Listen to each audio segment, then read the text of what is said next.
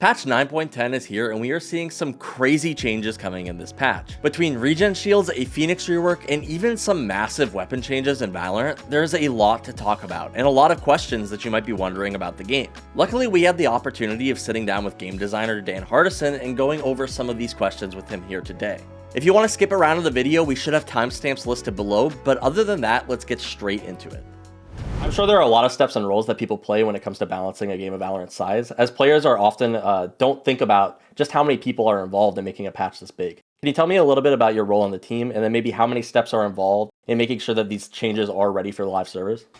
Yeah, sure. My role in the team is I'm the live balance lead. So that basically means I'm accountable to all the changes that are going into the game. This 9.10 patch was like probably the first big live balance kind of update that I like spearheaded. I was also doing a lot of the changes myself. And kind of, towards the end of 9.10, transitioning into this leadership role, it kind of started to be more of like the, overseer approach where I was doing a lot of things for a lot of different people, but at least for 9.10, I was doing a lot of the implementation, a lot of the work individually as well. And then in 9.11, some of the other changes were worked on by other designers as well. But just to walk through like the whole flow of how that kind of process works is basically kind of like a product beat. And we'll talk through like, hey, this patch, this is the end of the year, right? This is a good time to make balance changes. What do we want to do? What systems do we think we would want to change? Or what, basically what's wrong with the game? What could improve? It's kind of an open prompt at that point. From product, they don't just tell us what to do and then we go make the things happen. It's very collaborative from that point. And then what inspired the changes, and you've seen a lot of the list, was it's a lot of tuning, a lot of system stuff that we normally don't feel comfortable doing in the middle of the VCT season because we feel like it'd be too crazy to upend too much of the meta during the pro season, as well as some things are a little bit more sensitive and have esports impact, like the changes to the combat report or things like that. Some future ones in 9.11 also that I unfortunately can't talk about too much today.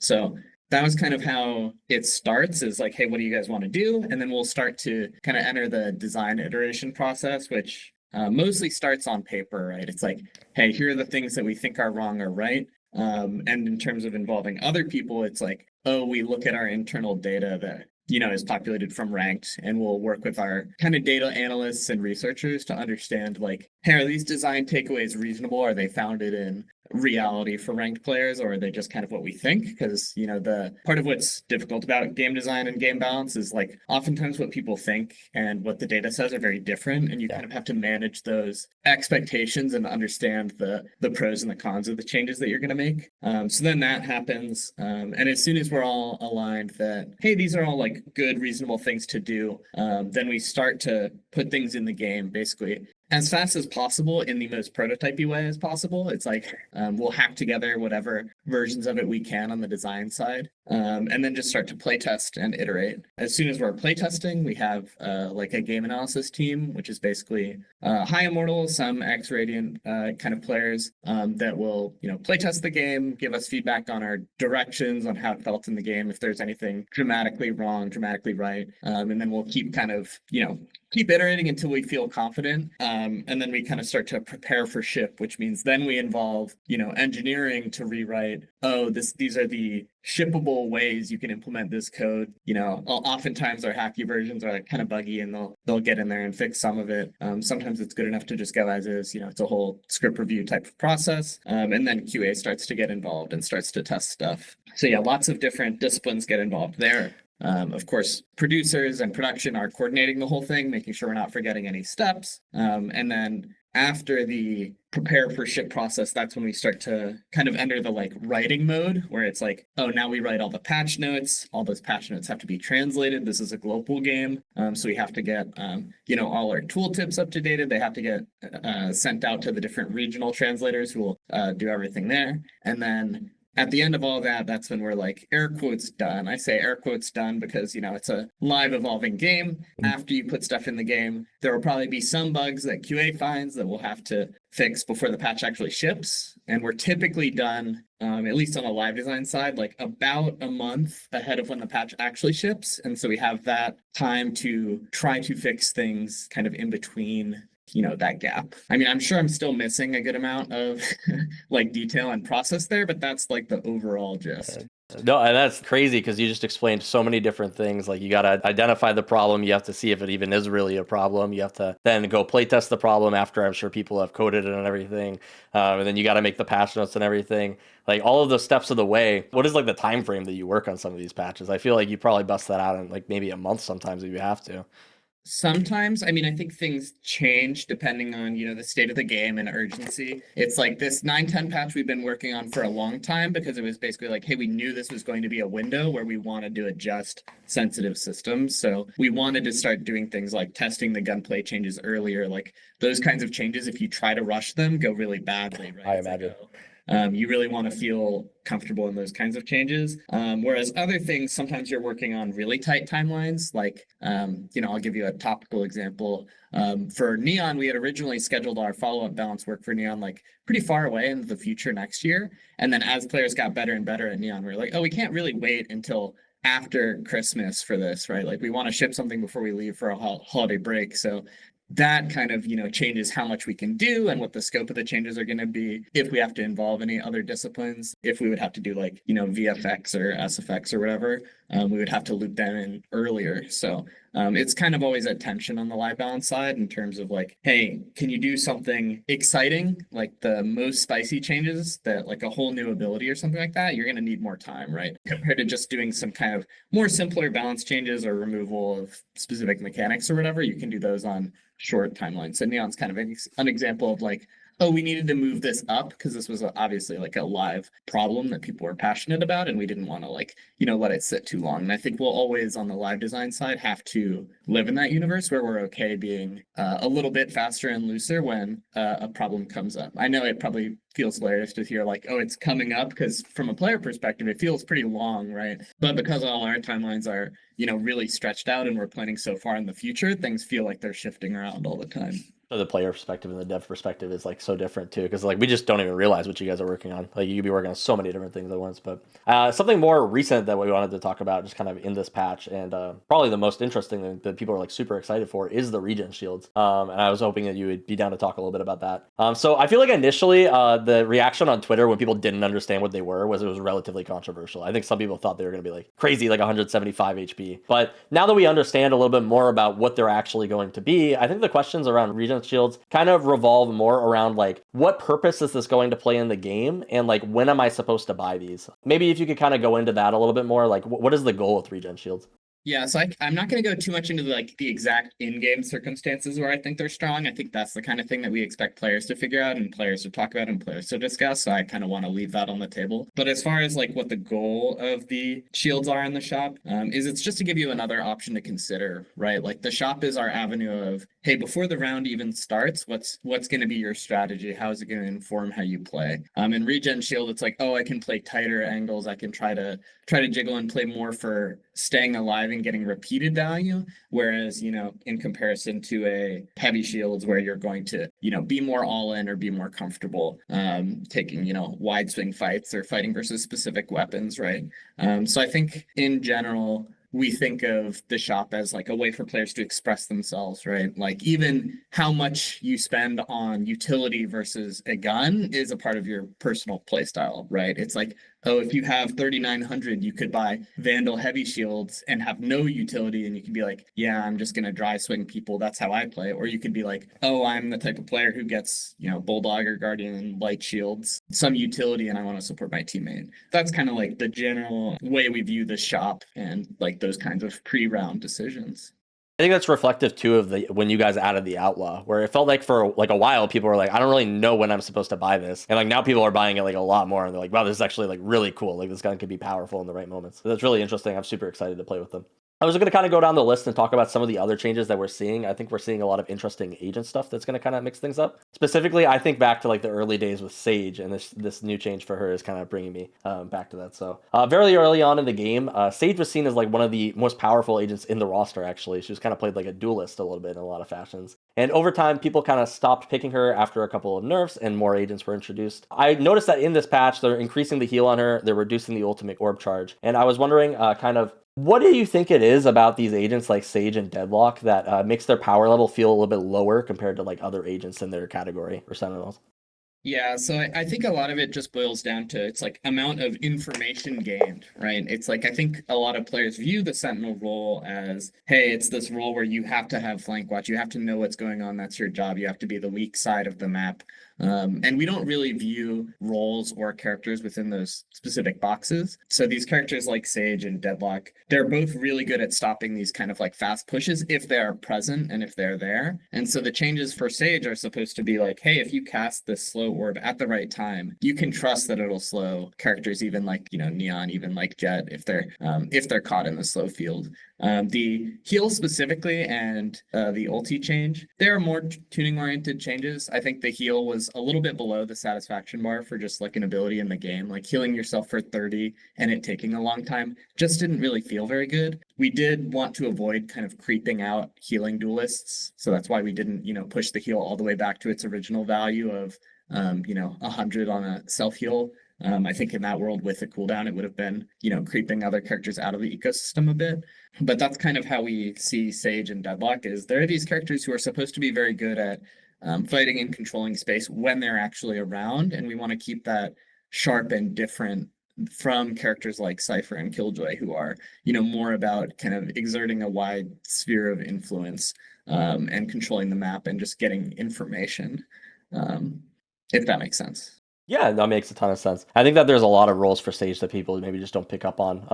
I have noticed that her win rate is fairly high, also in like pretty much across all ranks. So I think she's definitely slept on a little bit. But I'm excited to see. I hope people pick her a lot more often with these changes. Yeah, I think for both Sage and Deadlock, both of their win rates are pretty reasonable in ranked. And I think, to be honest, it's kind of funny. I think players kind of overrate how much information matters in the average ranked game compared to just like actually being able to shut down like a 5-man rush. So I think that's kind of one of those things where perception doesn't actually match reality for a lot of our players in terms of like, hey, actually just stopping the 5-man rush is really good in ranked and allowing your teammates to kind of flank and punish teams that don't adequately spread out across the map, right? Yeah, well, they probably go down their checklist of like things they can blame, and they're like, we don't have a tripwire. It's got to be that, Yeah. So, well, keeping to the theme of like the Sentinel role, we're also seeing some Cypher changes, so maybe that'll play as well. So Cypher is seeing some much needed nerfs this patch, making it a bit more forgiving when running into his tripwires, and especially those pesky one-ways. Before, it kind of felt like you needed some sort of Sova or Raze on your team to effectively attack into a Cypher, so I'm excited to see how these play out, and maybe that mixes it up. Because of this, Cypher can make the meta pretty weird. On every map Cypher is good on, you probably want to run Sova or Raze. I remember hearing early on in the game's lifecycle from one of the developers something along the lines of, we don't want agents to counter each other directly. I don't know if this was ever actually the team's view on counters, but it does raise the question, how do you guys feel about agent counters in the game today? And at what point does it go from this agent forces this other one to adapt versus this agent counters Cypher, maybe? Yeah, it's a big philosophical question. I would say in general, we don't view agents as like one-to-one counters to each other. I think the way we typically view utility interactions is like the way that different pieces of utility interact in the world should be supported by the game in a manner that kind of feels sandboxy. And what I mean by that is just like everything kind of makes sense and works in the way that you would expect, right? Like a dart can land on a boom bot or a player. A satchel boosts the boombot, like all those kind of like little things are things that we would describe as sandboxy. So things like, explosives destroy traps are just things that we view as important to keep, game rules feeling like they make sense and like they're logical and kind of somewhat grounded in reality. But as far as balance is concerned, we generally try to maintain those understandable rules because it makes learning the game really hard if you have to go down a laundry list of confusing interactions that aren't maintained throughout the roster. Okay, yeah, that makes sense. I mean, it's fairly consistent too. It's like explosives blow up trips. Like it just makes sense intuitively. So the concusses and dash slowing thing is kind of like grounded in similar philosophy there of like it doesn't really make sense that you are concussed and you're flying full speed, right? Similar logic to how we got to that change note, and then we had kind of the additional like gameplay oriented thought. That's a way to distinguish defensive teleports from dashes, which is something we've struggled with on the gameplay metagame side in terms of like Jet with an op feeling different enough from someone like Chamber.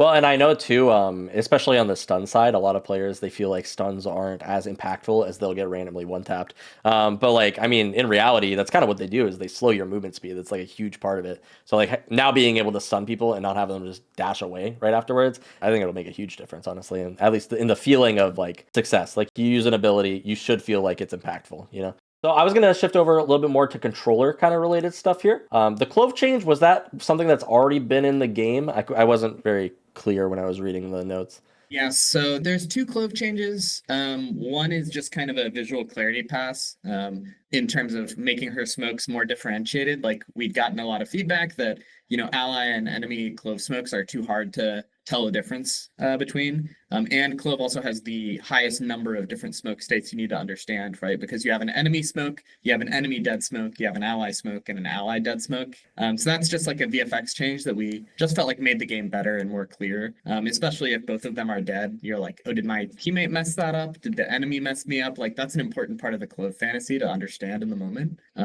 So there's that change. And then yeah, we had a timer change on the ultimate that had actually been in the game for a long time, like longer than intended, honestly, just because we just goofed something in the scripts. It was 12 seconds originally was the time you had to get a kill during your ultimate, and we adjusted that to 10 because of just like some human error. And so we were just patch noting it here because we had never patch noted it.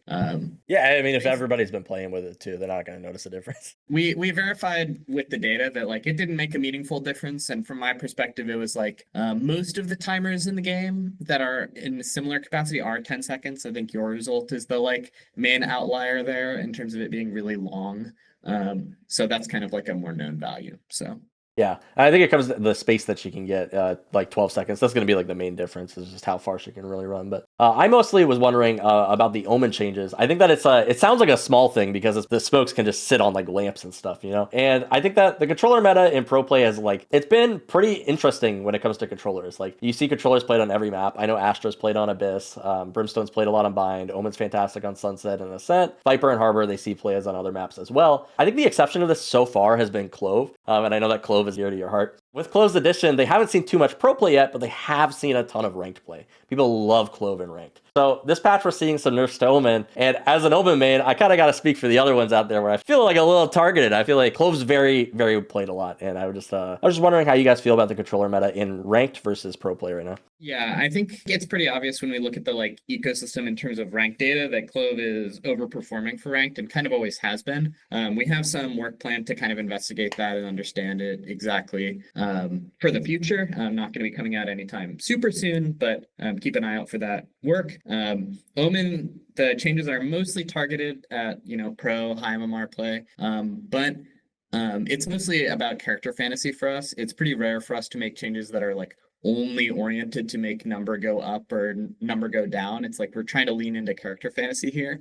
So for Omen, kind of how we feel about him is that he is supposed to sow misdirection, and that's why he gets access to so many frequent smokes, right? Like he has the lowest smoke cooldown for the longest duration, and that's why he has these teleports, right? It's like he's always supposed to keep you guessing. And these one-way smokes both feel kind of buggy to cast, right? Like you're trying to get the triangle in the red spot, and it's just kind of weird on the casting experience, but they also remove all of that gameplay ambiguity, right? It's like once you know how to do it, you pretty much should always do it, right?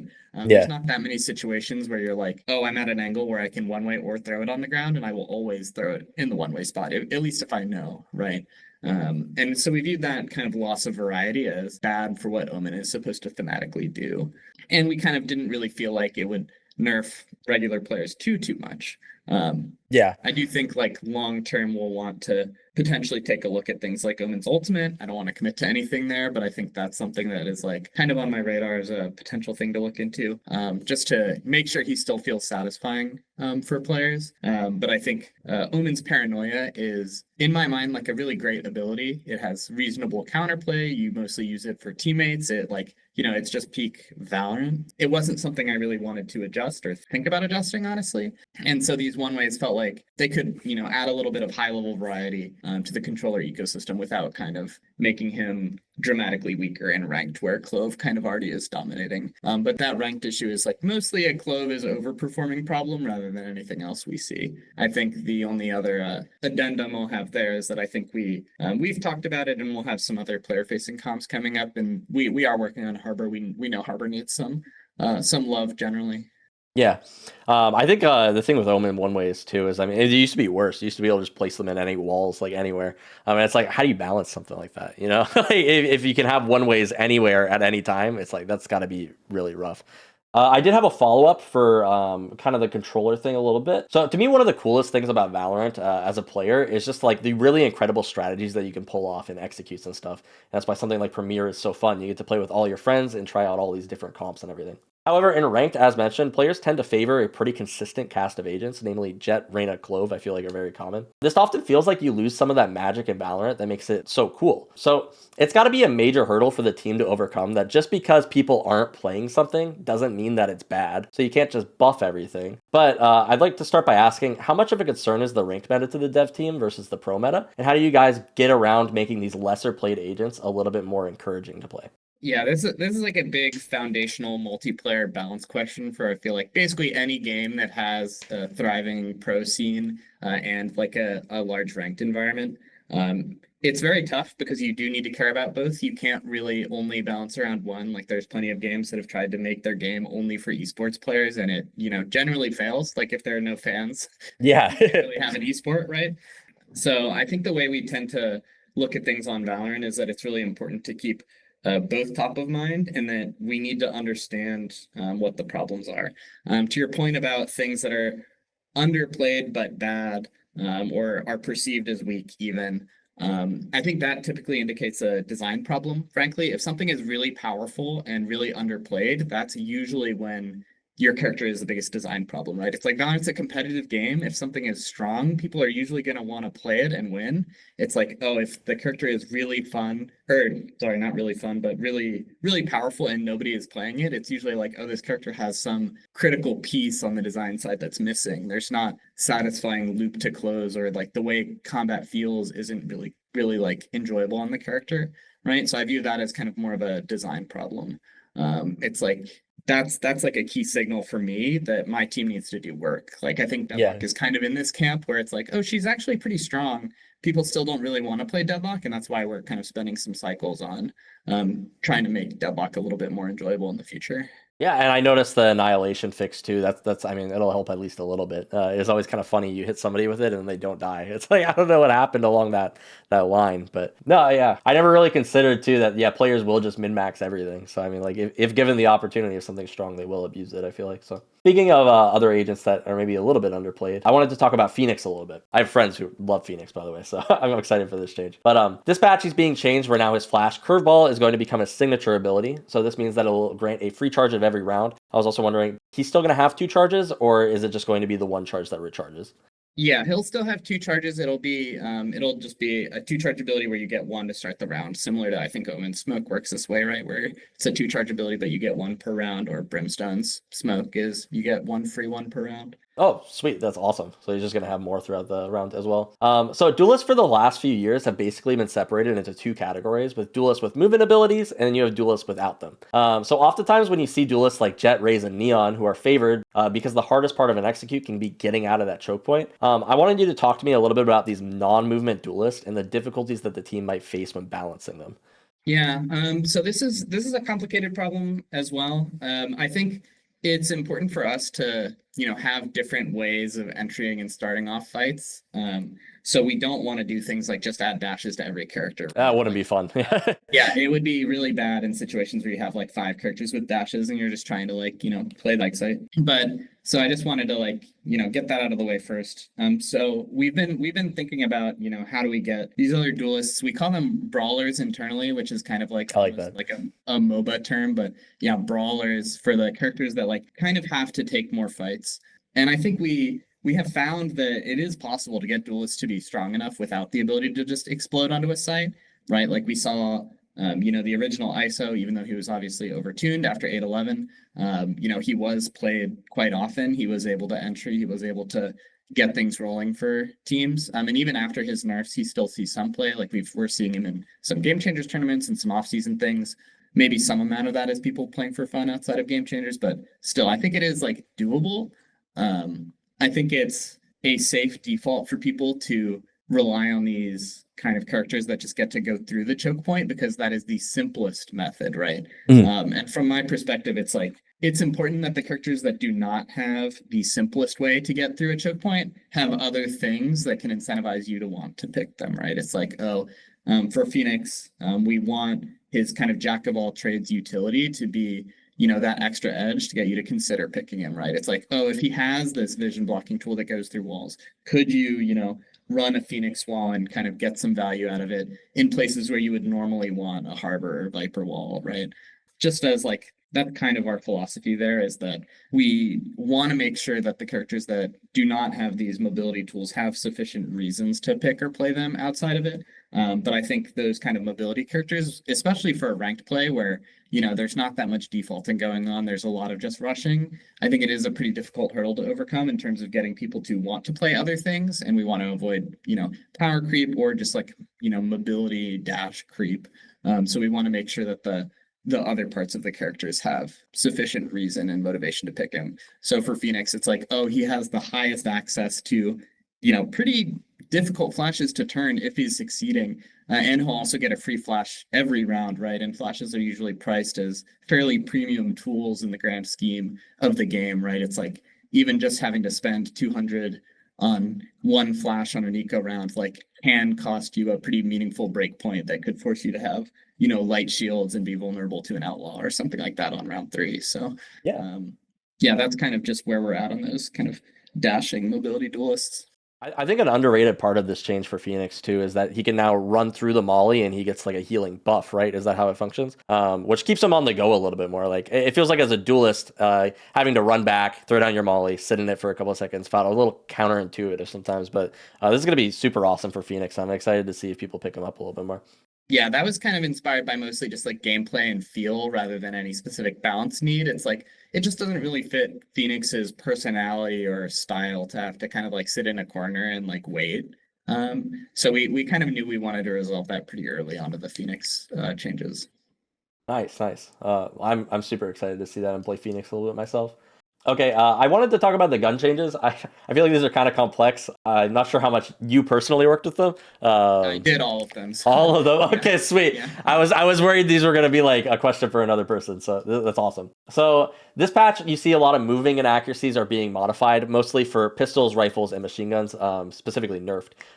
So I'm sure that adjusting weapon accuracy can be kind of a funky thing to mess with. For pro players, they're probably not going to see too much of an effect of this, because I imagine they're not moving and shooting a whole bunch anyway.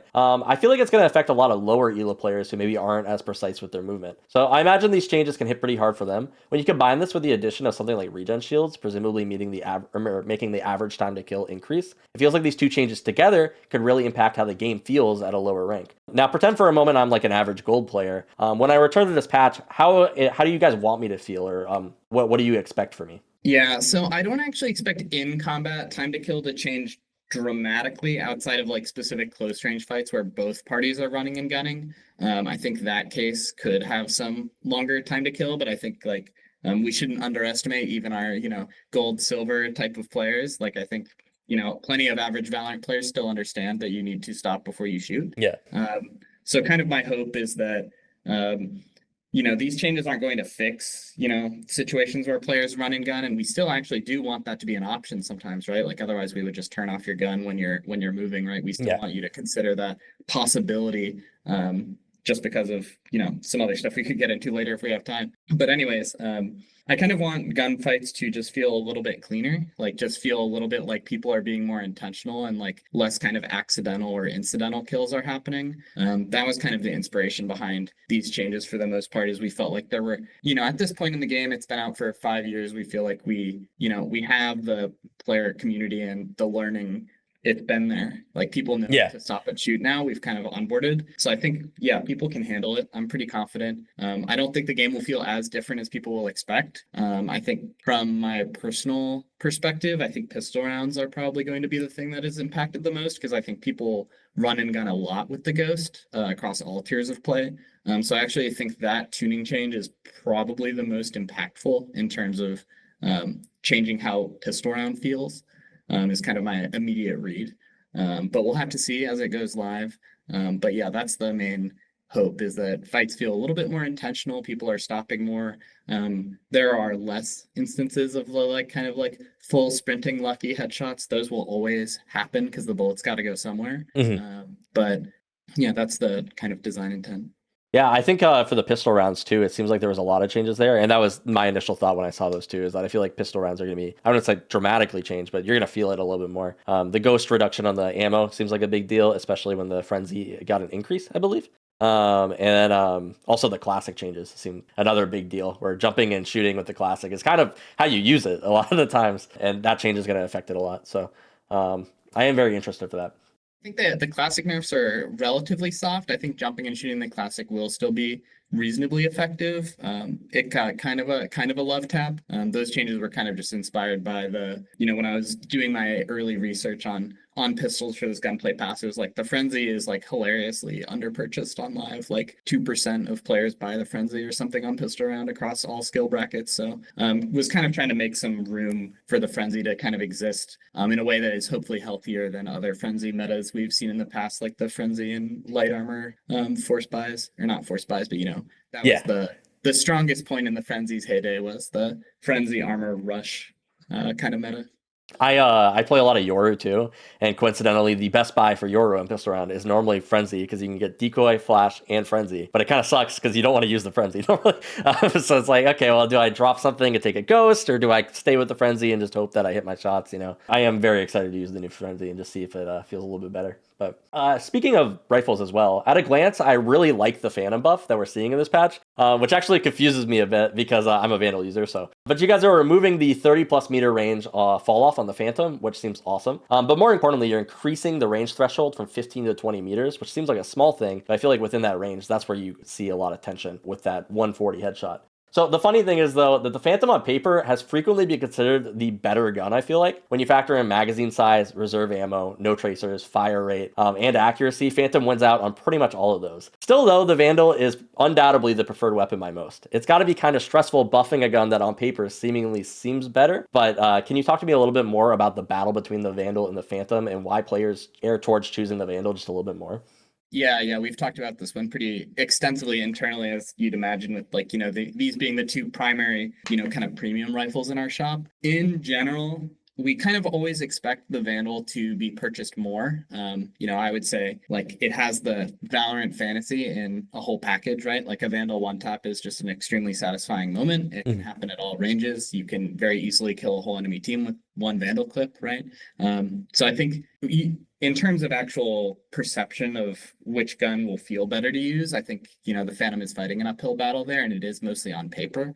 That said, in terms of our internal metrics, and this is the like kind of perception versus reality things we talked about earlier, it was most of our metrics indicate the Phantom is actually a little bit weaker. So we're kind of trying to fight this battle of like, hey, we want this change to be really light and be mostly about making the Phantom feel better to use, which is why I kind of wanted to chase getting rid of the most egregious cases where you 140 and won someone where you feel like you were pretty close. The other notable breakpoint is with the old damage numbers, you could do 124 in one at extremely long ranges, which is no longer possible. I believe, if I did my math right, hopefully. And so you won't leave someone at 1 HP if you buy a Phantom on, Breeze or whatever, and you shoot someone across the map. So that's kind of the inspiration behind those changes, is just trying to make the Phantom feel a little bit better. I think the big risk there is pro and environment, kind of observing pro play and making sure we didn't overbuff it for our best players, because I'm pretty confident that in ranked, the ability to just swing and one tap someone will remain impactful. And I think in our tests internally, we felt like this change has been generally good and can kind of just add more combat variety to the game. Because I think that's the thing that from a design perspective, we really want to make sure is that like, hey, you experience both these guns pretty regularly, right? These are the two premium ones. So that was kind of the design inspiration. The other like balance factor I considered is that due to the Phantom's faster firing rate and increased mag that you pointed out, it will get hit harder by running gun nerfs than the Vandal, right? Running and gunning with the Phantom is definitely more common.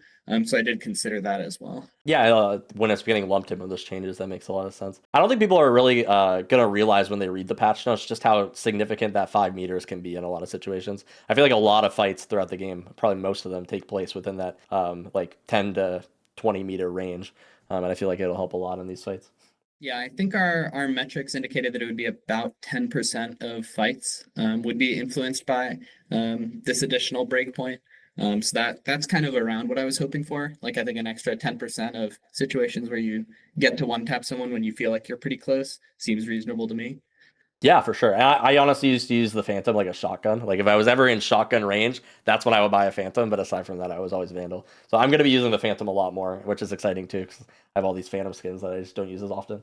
Well, basically wrapping it up with my last question. As a developer, I'm sure there are lots of changes that get included in these patch notes that get completely glossed over by the community. So I wanted to ask, are there any updates that you are really excited for or your team is really excited for that you kind of wanted to talk about today that I didn't mention?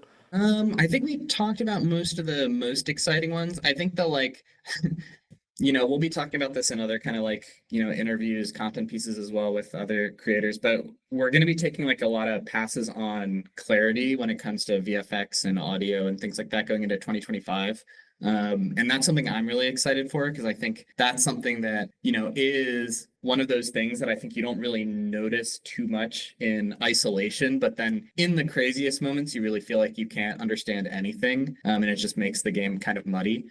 So I think they're kind of going to be the unsung hero type of change that we'll be trying to make throughout the course of the year. So these will be, audio adjustments, like things like making Molotovs slightly easier to hear in smokes and stuff like that have just been kind of like little issues that have been cropping around in the game for a while that we're finally, feeling comfortable getting after.